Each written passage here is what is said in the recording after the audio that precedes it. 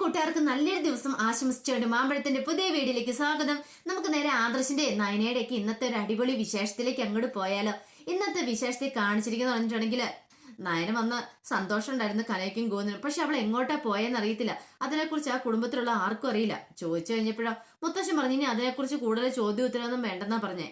എന്നാലും കനയ്ക്ക് അവളെ എന്തിനാ അവിടെ പോയത്, ക്ഷേത്രത്തിൽ എന്തിനാ പോയെന്ന് അറിയണമെന്ന് ഭയങ്കര ആകാംക്ഷ ഉണ്ടായിരുന്നു. അപ്പൊ നയനയോട് അതേക്കുറിച്ച് ചോദിക്കുകയാണ്. അപ്പൊ നയനയ്ക്ക് എന്ത് മറുപടി പറയണമെന്ന് അറിയത്തില്ല. പിന്നീട് മുത്തശ്ശൻ വന്നിട്ട് പറഞ്ഞു ഇനിയിപ്പൊ നിങ്ങൾ എല്ലാവരും കൂടെ കൂടിയിട്ട് നയനെ ഇങ്ങനെ ചോദ്യം ചെയ്യണ്ട, അവൾക്കൊരു നേർച്ച ഉണ്ടായിരുന്നു, അപ്പൊ അത് കഴിക്കാൻ വേണ്ടി പോയത്. ഒരു രാത്രി മൊത്തം ക്ഷേത്രത്തിൽ ഇരിക്കണം എന്നുള്ളത്. ആ അതിന് മുമ്പ് തന്നെ പറഞ്ഞെന്ന് ഓർത്ത് അവള് പോയതാ. പക്ഷെ അവൾക്ക് അത് കഴിഞ്ഞില്ല എന്ന് പറയാണ്. നയന പറഞ്ഞു ശരിയാമ്മേ, മുത്തശ്ശൻ പറഞ്ഞ കാര്യം നേരം വെളുക്കുന്നതിന് മുമ്പ് വരണമെന്ന് ഓർത്ത് ഞാൻ പോയതാ, പക്ഷെ നേരം വെളുത്തുപോയി അതാ എന്ന് പറയുവാണ്. ഇത് കേട്ട് കഴിഞ്ഞപ്പോഴത്തേനും കനയ്ക്ക് ഒരു സംശയമുണ്ട്, ഇവളൊക്കെ പറയുന്നത് സത്യം തന്നെയാണോന്ന്. ജാനകിയും അങ്ങോട്ട് വന്നിട്ട് ചോദിച്ചു മോളെ നീ പറയുന്നത് സത്യമാണെന്ന് ചോദിക്കണം. കള്ളമൊന്നും അല്ലോ എന്ന് പറയണം. മുത്തശ്ശൻ പറഞ്ഞു നയന എന്തിനാ കള്ളം പറയണേ, വിശ്വാസം ആയില്ലേന്ന് ചോദിക്കുകയാണ്. പക്ഷെ ആദർശന് അത്രയ്ക്ക് വിശ്വാസം വന്നില്ല. വേറെന്തോ ഒരു രഹസ്യം ഇതിനകത്തുണ്ടെന്ന് ആദർശന് മനസ്സിലായി. ഇവള് തന്നോട് മറച്ചു വെക്കുന്നതാണോ അതോ ഇപ്പൊ മുത്തശ്ശി മറച്ചു വെക്കണമെന്ന് പറയാൻ പറ്റില്ല. കനയ്ക്ക് പിന്നീട് സന്തോഷമായി. ഒരു ആപത്തും കൂടാതെ മോള് തിരിച്ചെത്തിയല്ലോ. ആകെപ്പാടുള്ള പ്രാർത്ഥന ഒരു പോറിൽ പോലും ഏക്കാതെ തിരിച്ചു വരണേന്നുള്ളതായിരുന്നു. പിന്നീട് ആദർശിന്റെ അടുത്തേക്ക് എന്നിട്ട് പറഞ്ഞു മോനെ, വീട്ടില് ഇപ്പൊ ഒരു തവണയല്ല നീ നയനം തമ്മിലുള്ള കല്യാണം കഴിഞ്ഞതിന് ശേഷം വീട്ടിൽ എന്ത് ആപത്തുണ്ടായാലും ആ സമയത്തെല്ലാം ഓടിയെത്തി നീ ഞങ്ങളുടെ കുടുംബത്തെ രക്ഷിക്കുന്നുണ്ട്. ഇത്തവണയാണ്ട് നയനമോളെ രക്ഷിച്ചു. ഈ നന്ദിയും കടപ്പാടും എത്ര പറഞ്ഞാലും മതിയാവില്ലെന്ന് പറയാണ്. എന്തിനമ്മ നന്ദിയും കടപ്പാടും, അതിൻ്റെ ഒന്നും ആവശ്യമില്ല എന്ന് പറയാണ്. നയന എന്റെ ഭാര്യയല്ലേ, അവളെ രക്ഷിച്ചോണ്ട് കൊണ്ട് ഉത്തരവാദിത്വം എനിക്കില്ലേന്ന് ചോദിക്കുകയാണ്. ഇതെല്ലാം കേട്ട് കഴിഞ്ഞപ്പോൾ തന്നെ ഗോവിന്ദനും കനയ്ക്ക് സന്തോഷമായി. പിന്നീട് അവർ സന്തോഷത്തോടുകൂടി യാത്ര പറഞ്ഞിട്ടാണ് അവിടുന്ന് വീട്ടിലേക്ക് പോരുന്നത്. ഈ സമയത്ത് മുത്തശ്ശൻ പറഞ്ഞു മോളെ നീ പോയി മുറിയിൽ പോയി റെസ്റ്റ് എടുത്തോ, നല്ല ക്ഷീണം ഇല്ലേന്ന് ചോദിക്കുകയാണ്. നയന മുറിയിലേക്ക് കയറി പോരുവാണ്. പിന്നീട് കാണിക്കുന്ന നന്ദു രാവിലെ എഴുന്നേറ്റ് നേരെ ഒരു കോഫിക്ക് വേണ്ടി അടുക്കളയിലേക്ക് വരുവാണ്. ആ സമയത്ത് അവിടെ കനയനെ കണ്ടില്ല. അമ്മ ഇത് എവിടെ പോയി? കൊള്ളാലോ. അങ്ങനെ നേരെ നിന്ന് കതവ് തുറക്കാൻ നോക്കിയപ്പോൾ കതവ് തുറക്കാൻ പറ്റുന്നില്ല. കതവ് തുറക്കാൻ പറ്റുന്നില്ലോ, ഇതെന്താന്ന് ചോദിക്കുകയാണ്. അമ്മയും അച്ഛനും കാണുന്നില്ല. ആ സമയത്താണ് കനകയും ഗോവിന്ദനും അങ്ങോട്ട് വരുന്നേ. അവര് വന്ന് കതവ് തുറന്ന് അകത്തേക്ക് വരുമ്പോഴത്തേനും നന്ദു ചോദിച്ചു അമ്മ ഇത് എങ്ങോട്ടാ പോയത്, നിങ്ങൾ രണ്ടുപേരും കൂടി ഈ കൊച്ചുകൊളുപ്പം കാലത്ത് എങ്ങോട്ടാ പോയെന്ന് ചോദിക്കുകയാണ്. നീ ഒന്നും അറിഞ്ഞില്ലോ, നീ നല്ല പോത്തുറക്കമല്ലായിരുന്നു ചോദിക്കും.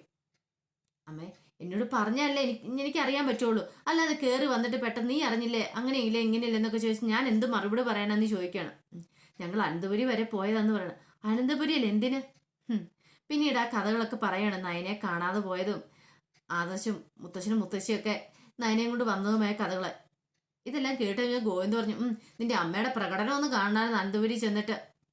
എന്തൊക്കെയായിരുന്നു, പ്രാന്തളകിയ പോലെയല്ലേ, ഞാൻ ഇപ്പം മരിക്കൂന്ന് പറഞ്ഞോണ്ടായിരുന്നു അവിടെ കാണിച്ചു കൂട്ടിയതൊക്കെ. നന്ദു അമ്മയ്ക്ക് എന്നാ സമനില തെറ്റിയോന്ന് ചോദിക്കുകയാണ്. പിന്നെ എനിക്ക് എന്റെ മോളെ കാണാതെ പോകും, പിന്നെ ഞാൻ എന്നെ അവിടെ ചിരിച്ച് സന്തോഷിച്ചിരിക്കണോന്ന് ചോദിക്കുകയാണ്. ഓ അങ്ങനെയാണല്ലേ. അമ്മ ഇത് തന്നെ ഞാൻ പറഞ്ഞു, നമുക്ക് ദേഷ്യം വരുമ്പോൾ നമ്മൾ എവിടെയാണെങ്കിലും നമ്മൾ പ്രകടിപ്പിക്കും. അതന്നെ അമ്മ അവിടെ കാണിച്ചേ. അതുപോലെ തന്നെ ഞാൻ എൻ്റെ ഫ്രണ്ട്സിന്റെ അടുത്തും പിന്നെ എന്നോട് എതിരിടാൻ വരുന്ന ആൾക്കാരുടെ അടുത്തും ചെയ്യുന്നേ. അപ്പൊ അമ്മ പറയും പിന്നെ എന്റെ തണ്ടുമുടുക്ക് കൊണ്ട് ഞാൻ കാണിക്കുന്നെന്നാ പറയുന്നേ. ഇപ്പൊ മനസ്സിലായാലും അമ്മയ്ക്ക് എന്താന്ന്. ഇത്രയും പറഞ്ഞിട്ട് നന്ദു അങ്ങോട്ട് കയറി പോവാണ്. നന്ദു കയറി പോയി കഴിഞ്ഞപ്പോഴത്തേന് നയന പറഞ്ഞു, സോറി നയനയല്ല കനക പറഞ്ഞു, നമ്മുടെ മോളെ ആദർശ് പൊന്നു പോലെയാ നോക്കുന്നത്, എനിക്ക് സന്തോഷമായെന്ന് പറയാണ്.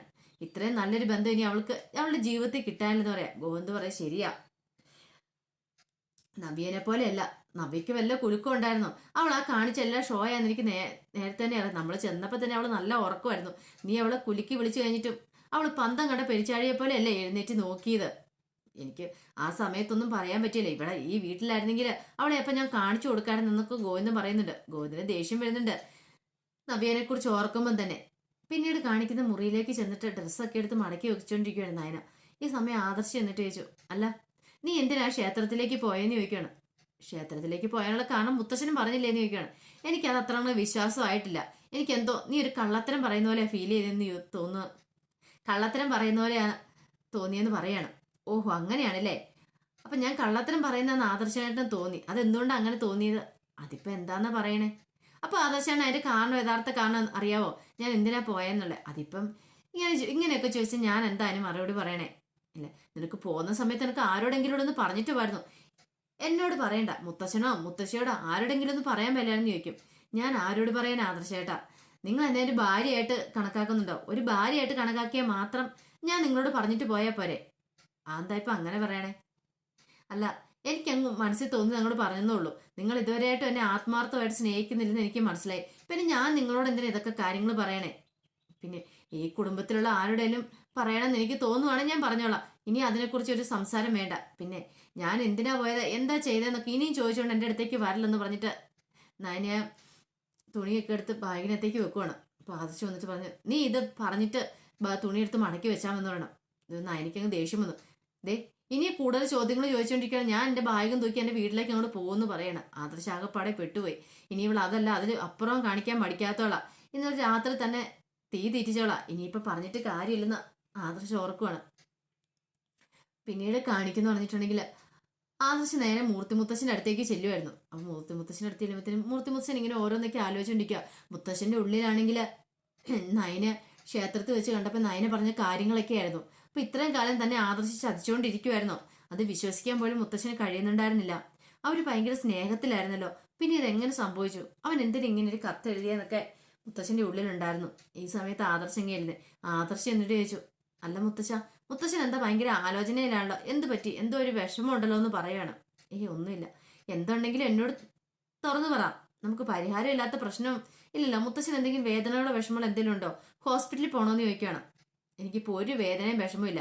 എനിക്കാണ് നിങ്ങളെക്കുറിച്ചുള്ള വേദനകളൊക്കെ ഉള്ളതെന്ന് പറയുന്നത്. നിങ്ങളെക്കുറിച്ച് അതെന്താ? അല്ല, ഞാൻ പൊതുവായിട്ട് അങ്ങ് പറഞ്ഞോളൂ. എനിക്കറിയാലോ മോനെ ആദർശേ, നമ്മൾ ഒരാളെ എന്ന് പറഞ്ഞിട്ടുണ്ടെങ്കിൽ സ്നേഹിച്ച് വഞ്ചിക്കാന്ന് പറഞ്ഞാൽ അതിനേക്കാളും വലിയൊരു പാവം വേറെയില്ല. നമ്മൾ സ്നേഹം അഭിനയിച്ചിട്ട് അവസാനം നമ്മുടെ സ്നേഹം കള്ളത്തരമാണെന്ന് അറിഞ്ഞു കഴിയുമ്പോഴത്തേനും അവരുടെ ഉള്ളിലൊരു വേദനയും വിഷമം ഉണ്ടാവും. അത് നമ്മൾ അനുഭവിച്ചാൽ മാത്രമേ മനസ്സിലാവുള്ളൂ എന്ന് പറയാണ്. അല്ല മുത്തശ്ശൻ എന്തിനാ ഇതൊക്കെ ഇങ്ങനെ പറയണേ? ഞാനൊരു നോവൽ വായിച്ചുകൊണ്ടിരിക്കുവായിരുന്നു മോനെ. അതിനകത്തുണ്ടായിരുന്ന കാര്യങ്ങൾ അതൊക്കെ വായിച്ച് കേട്ടെങ്കിൽ ഇപ്പം എനിക്കങ്ങോട്ട് സങ്കടം വന്നു പറയാം. കൊള്ളാം, നോവലൊക്കെ വായിച്ചിട്ട് മുത്തശ്ശൻ എന്തിനാ ഇത്രമാത്രം സങ്കടപ്പെടുന്നതെന്ന് ചോദിക്കുവാണ്. അല്ല മോനെ, അതും ജീവിതത്തിലൊക്കെ നടക്കുന്ന കാര്യങ്ങളാണ്. ചിലരുണ്ട് ഇങ്ങനെ വിശ്വാസവഞ്ചന കാണിക്കുന്നവര്. അപ്പൊ അവരുടെ കാര്യമൊക്കെ ഞാൻ ആലോചിച്ചാന്ന് പറയണം. ദേ, മുത്തശ്ശൻ വേണ്ടാത്ത കാര്യങ്ങളൊക്കെ ചിന്തിച്ചിനി ഇപ്പം മനസ്സിന് ആദ്യം കേട്ടിട്ടുണ്ടോ? മുത്തശ്ശന് ഹോസ്പിറ്റലിൽ പോകണം, പറഞ്ഞാൽ മതി, ഞാൻ മുത്തശ്ശന്റെ കൂടെ വരാന്നൊക്കെ പറഞ്ഞിട്ട് ആദർശ് അങ്ങോട്ട് എഴുന്നേക്കുവാണ്. ആദർശനുള്ളൊരു സംശയം ഉണ്ടായി. മുത്തശ്ശൻ എന്തെങ്കിലും അറിഞ്ഞിട്ടുണ്ടായിരിക്കുമോ? അതാണ് ഇങ്ങനെയൊക്കെ തന്നോട് സംസാരിക്കുന്നത്. അതോ ഇനിയിപ്പോൾ വെറുതെയാണോ? പറയാൻ പറ്റില്ല. മുത്തശ്ശന്റെ ഉള്ളിൽ എന്താണെന്നൊന്നും അറിയാൻ പറ്റുന്നില്ലോ എന്നോർത്ത് ആദർശ് അങ്ങോട്ട് പോവാണ്. ഈ സമയം എന്ന് പറഞ്ഞിട്ടുണ്ടെങ്കിൽ ഹാളിലിരുന്ന് ദേവയാനി മുത്തശ്ശി അവരെല്ലാം ചർച്ച ചെയ്തുകൊണ്ടിരിക്കുവായിരുന്നു. അപ്പൊ അങ്ങോട്ട് ജാനകിയും കടന്നു വന്നു. ജാനകി ചെല്ല, എല്ലാരും കൂടെ ഭയങ്കര ചർച്ചയിലാന്ന് തോന്നല്ലോ, എന്താ വിഷയം എന്ന് ചോദിക്കുകയാണ്. ദേവയാനി പറഞ്ഞു, അതെ, ഇവിടെ ഒരു ഗർഭിണിയുണ്ട്, അവരുടെ വളകാപ്പ് ചടങ്ങ് നടത്തണ്ടേന്ന് ചോദിക്കുകയാണ്. അത് ശരിയാണല്ലോ, ഇനിയിപ്പം മാസമൊക്കെ അങ്ങ് അടുത്തു, എത്രയും പെട്ടെന്ന് നടത്തണ്ടേന്ന് ചോദിക്കുകയാണ്. ജലജി പറഞ്ഞു, അതിന്റെ ആവശ്യമുണ്ടോ? വളകാപ്പ് ചടങ്ങൊക്കെ ഇപ്പൊ എന്തിനാ വെക്കുന്നത്? അതെന്താ ജലജി അങ്ങനെ പറയണേ? വീട്ടിലൊരു ചടങ്ങ് നടത്തേണ്ട സമയത്ത് ചടങ്ങ് നടത്തണ്ടേ? അതല്ല അമ്മ ഞാൻ പറഞ്ഞത്. ആ ചടങ്ങ് നടത്താൻ ആൾക്കാരെയൊക്കെ ക്ഷണിച്ചെന്ന് വെച്ചോ, അവര് വന്നു കഴിയുമ്പോഴത്തേനും അവരെല്ലാരും അറിയില്ലേ കല്യാണത്തിന് മുൻപ് നവ്യ ഗർഭിണിയായിരുന്നുള്ള കാര്യം? അത് നമുക്ക് നാണക്കേടല്ലെന്ന് ചോദിക്കും. മുത്തശ്ശി പറഞ്ഞു, എന്നോർത്ത് ചടങ്ങ് നടത്താൻ ഇരിക്കുവാണ് ചെയ്യണ്ടേ?